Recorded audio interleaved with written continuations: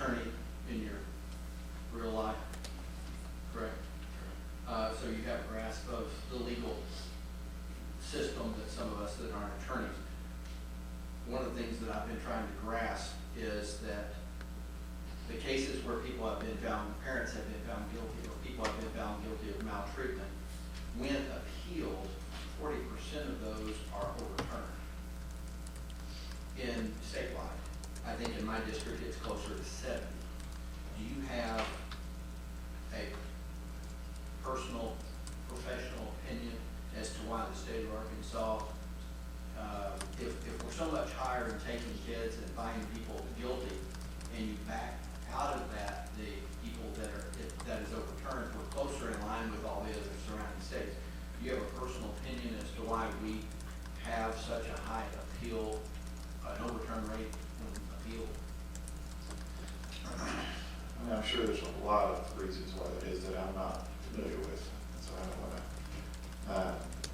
I do think that the fact that you have a parent council attorneys who are really limited in their ability to represent their clients would probably be at least a contributing factor to that. And on an appeal, there's additional funds that come into play when you have appeal.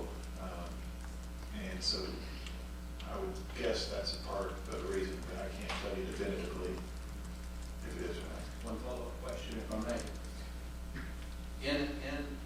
If there were a case where parents have been found guilty of maltreatment, been put on the maltreatment list, and in that appeal process, the investigator who investigated and decided they were guilty and had on the true finding, if on appeal the investigator admits that the level of evidence doesn't meet the standard that has been put in place to find them guilty, but then the state continues to charge them with that, is that a legislative issue or is that a judicial issue?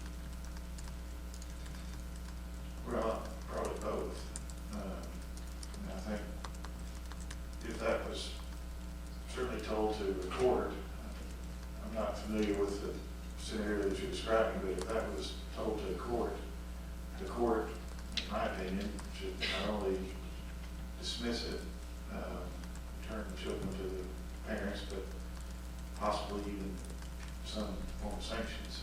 If you knowingly brought a case that you thought was insufficient and pursued it anyways, but I mean, that would require divining the intent of the attorney and actor, and so. So if at the court, at the appeals process, under examination, cross-examination by the parents, ask the investigator to go through the process and they bring out publication 357 and it doesn't meet the requirements and they admit it doesn't meet the requirements, for the state to then continue to say, well, Judge, we understand it doesn't meet it, but we want to push it anyway. Is that legislative or judicial?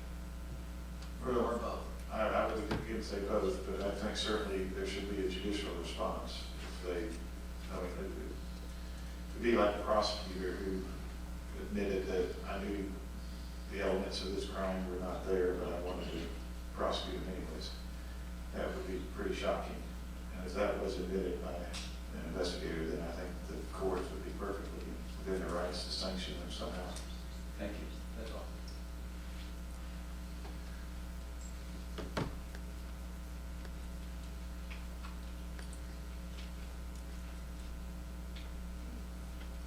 Senator Flowers.